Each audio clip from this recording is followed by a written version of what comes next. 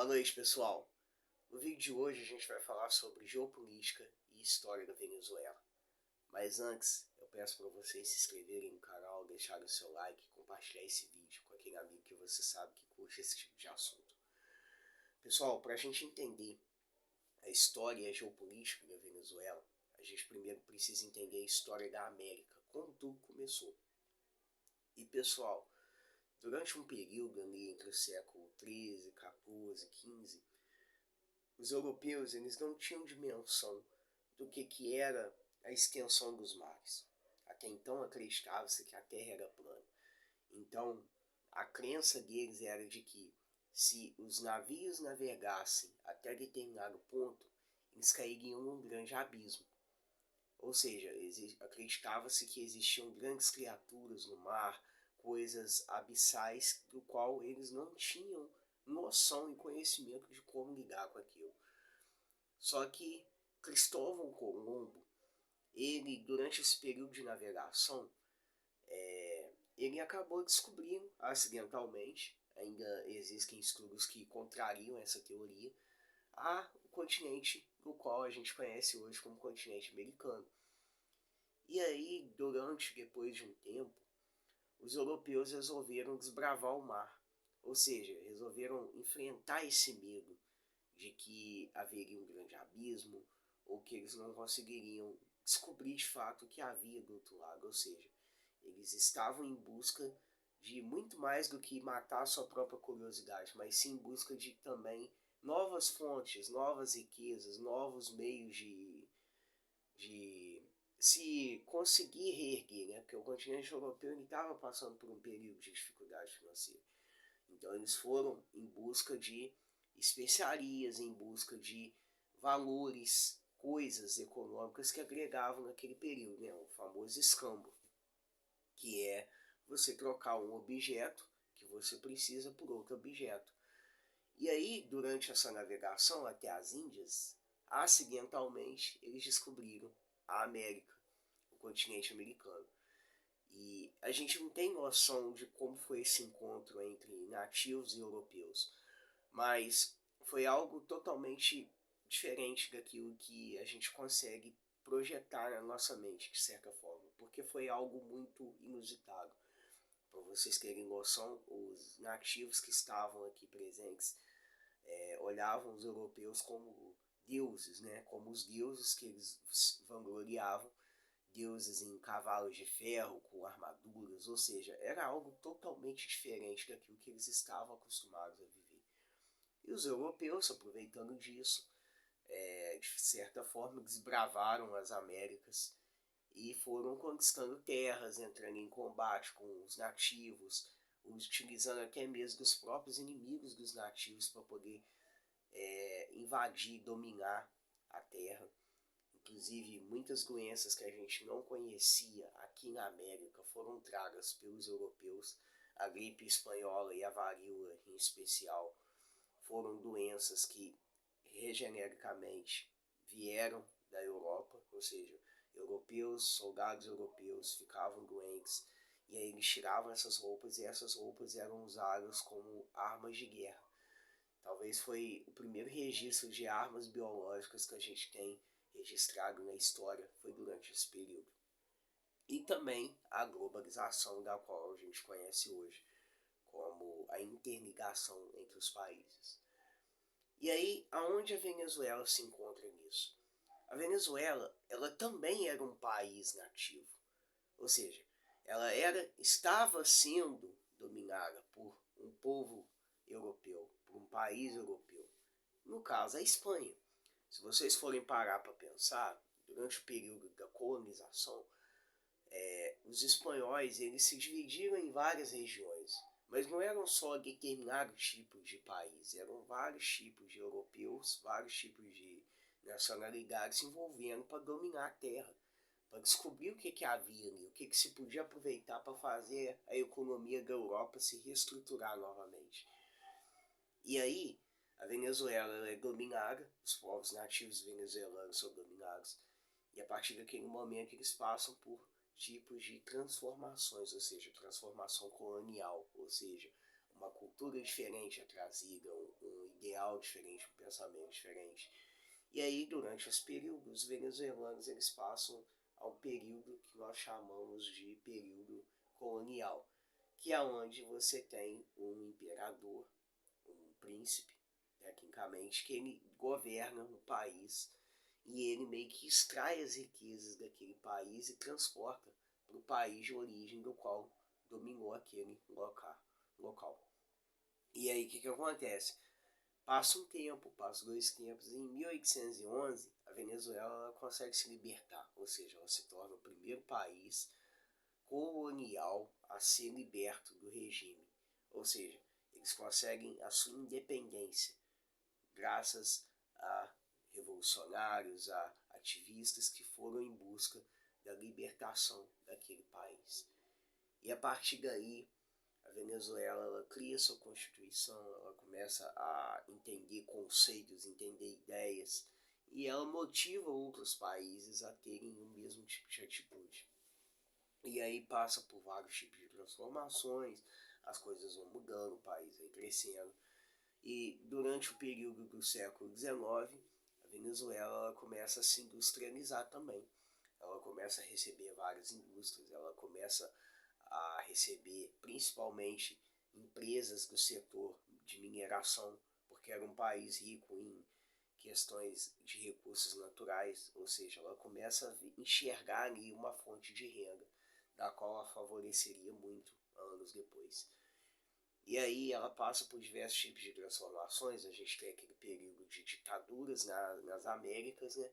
E a Venezuela também sofre com isso, ou seja, ela passa por esse período de uma forma muito veemente, muito talvez ali conturbada como os outros países. A gente consegue ver o quão o regime totalitário venezuelano ele foi se lugar a partir daí. E aí, ali nos anos entre 2009 e 2010, a gente conhece uma figura chamada Hugo Chávez. E o que foi o Hugo Chávez? O Hugo Chávez ele foi o presidente venezuelano.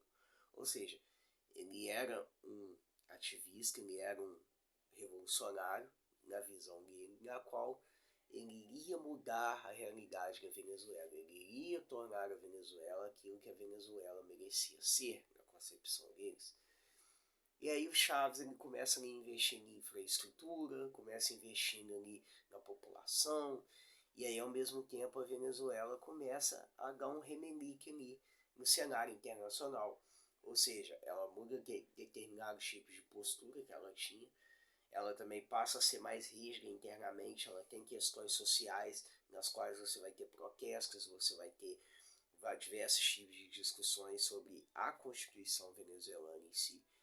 E aí o Chaves ele vai fazendo certos tipos de movimentos dos quais ele consegue meio que ao mesmo tempo transformar a imagem externa do país, entendam que transformar eu coloco entre aspas porque foi uma coisa muito de visão, muito para inglês ver, né, como a ditado popular, né, é utilizado. E aí o Chaves ele faz esse movimento. Tanto que nesse período, se vocês observarem, a inflação venezuelana não está nem muito alta nem muito baixa. Porém, aquilo era uma maquiagem para manter a política externa do país em boas condições, até porque os protestos internos e as questões políticas estavam meio que atrapalhando o Chaves no cenário externo, porque ele não conseguia fazer negociações com outros países em relação àquilo que estava acontecendo. Mas ao mesmo tempo também ele não conseguia se desenvolver como um líder político no cenário internacional. E aí passa esse período, a Venezuela vai crescendo e ela tinha um grande mercado muito forte nessa área de recursos naturais, ou seja, a Venezuela ela tem uma das maiores reservas de petróleo do mundo, só fica atrás da região da Arábia Saudita, no Oriente Médio, e era um país rico, e é ainda um país rico em recursos naturais. Só que devido às questões políticas, históricas, como eu falei, sociais, a Venezuela ao longo dos anos ela foi se perdendo. Ela não conseguiu investir em infraestrutura interna e não conseguiu investir em infraestrutura externa. E quando eu falo em infraestrutura externa, eu não falo só em você comprar produtos de outros países ou criar acordos econômicos com outros países. É você conseguir fazer com que outros países comprem aquilo que você fabrica, ou seja, criar uma dependência econômica, ou seja, preparar o país para aquilo que ele foi determinado, ou seja, para aquilo que vai fazer ganhar dinheiro, vai fazer crescer infraestrutura. Só que a Venezuela não conseguiu fazer isso porque o Chávez, de certa forma, ele não conseguia criar uma base onde ele conseguiria proporcionar o melhor para o povo venezuelano e ao mesmo tempo fazer a economia girar, a economia crescer. Nesse período, a Venezuela não estava gerando empregos, não estava gerando renda. Era um país que se estava ganhando muito dinheiro internamente, porém o dinheiro era mal usado internamente. E aí a gente não pode citar só a corrupção como um fator determinante para isso. A gente também tem que citar diversos outros fatores, como direcionamento de verba errado, tipos de investimento que não faziam sentido nenhum. Ou seja, foram vários tipos de fatores que foram levando a Venezuela até onde ela chegou hoje. Regime político, questões sociais, enfim. E aí passa um tempo, o Hugo Chávez ele tem um câncer, se eu não me engano, e aí ele falece, ele morre. E a partir daí quem assume o governo venezuelano? Nicolás Maduro, que era um grande amigo do Hugo Chávez. Os dois eram unha e carne. E aí o Maduro, por ele ser um cara que veio da base, tinha esse sentimentalismo de política, de dominação, um cara totalmente sério, amplo, no sentido de querer dominar, querer impor suas próprias vontades, ele assume a presidência da Venezuela. E aí a coisa começa a desandar mais ainda, porque a Venezuela já não estava crescendo, a Venezuela não conseguia investir em infraestrutura interna, ela não conseguia investir em infraestrutura externa, ela não criava bases econômicas para poder fazer a economia crescer, o PIB venezuelano girar. Ou seja, era uma economia estagnada. E o Nicolás Maduro, em vez de potencializar a economia, ou seja, peraí, eu estou com um problema econômico aqui, o que eu preciso fazer? Eu vou resolver internamente, fazer um ajuste aqui, um ajuste ali, investir aqui, investir ali, vou conseguir reestruturar a minha economia interna e vou crescer para o externo. Por quê?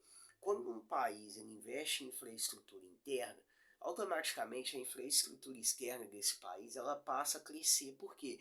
Ele consegue ter estrutura para poder fornecer bases econômicas para fora. Ou seja, não é um país que não tem o que dar, não tem em quantidade suficiente para fornecer. E a Venezuela não estava assim, a Venezuela estava literalmente quebrando.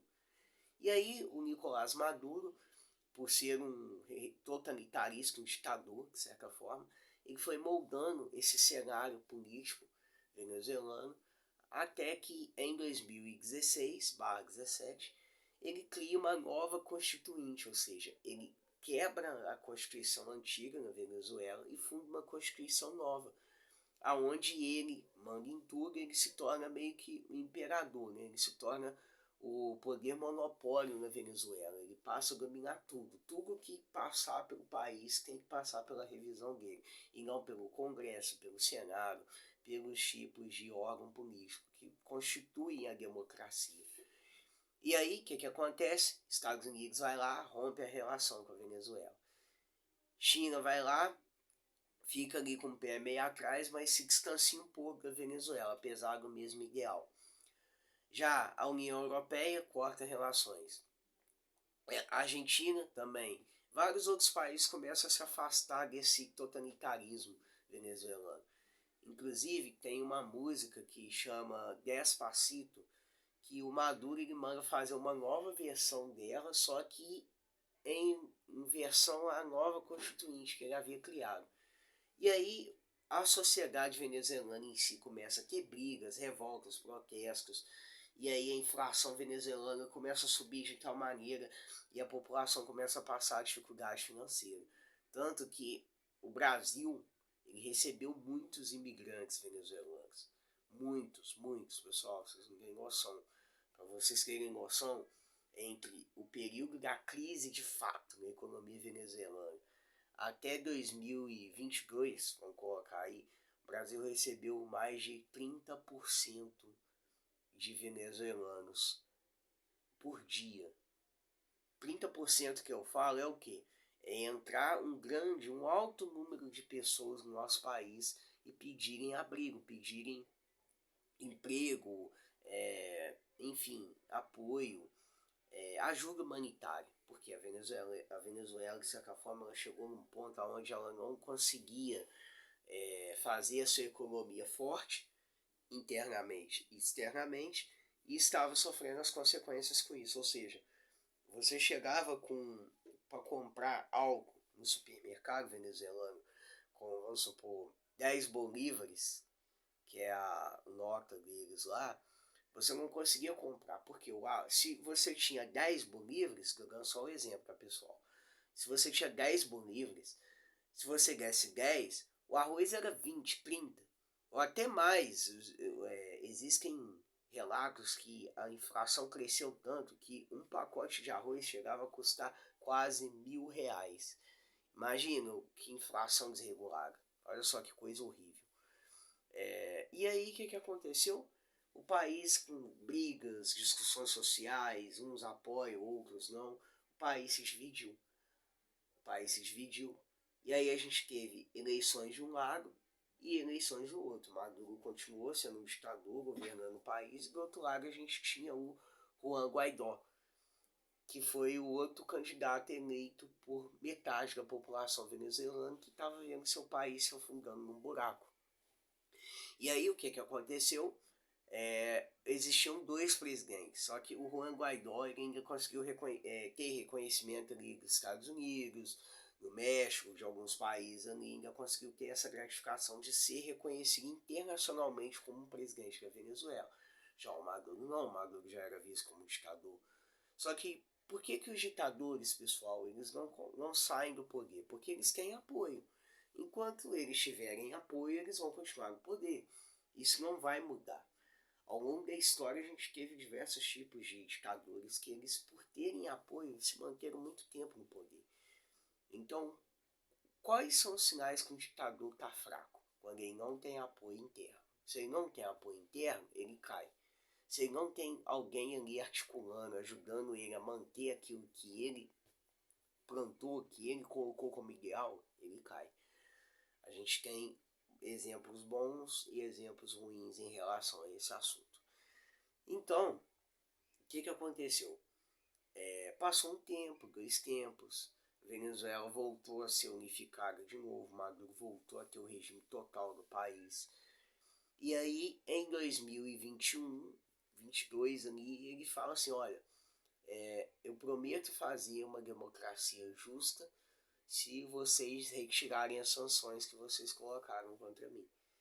E aí, os outros países começam a se movimentar ali, ou seja, tira uma sanção ali, tira uma sanção aqui, volta a comprar um petróleo ali, volta a comprar um produto ali, ou seja, a economia começa a ferventar de novo ali, devagarzinho, porque estava toda congestionada, bagunçada. E ali foi indo, aos poucos.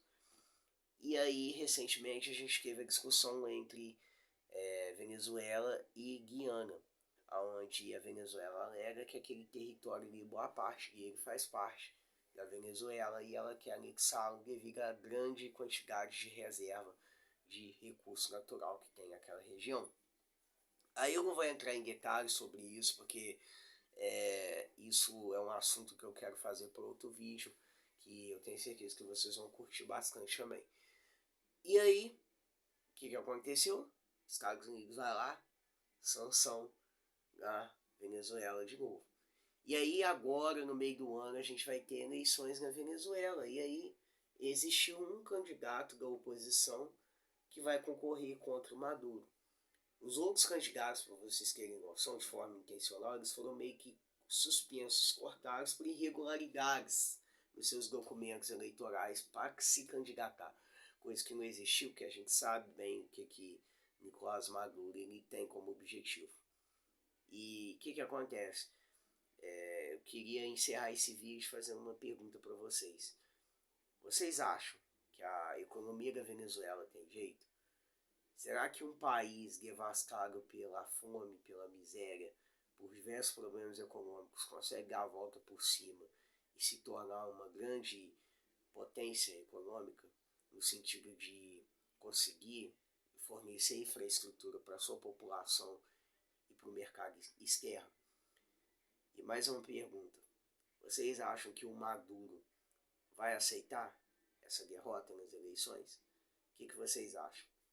Deixa aqui nos comentários. Eu aguardo a interação de vocês.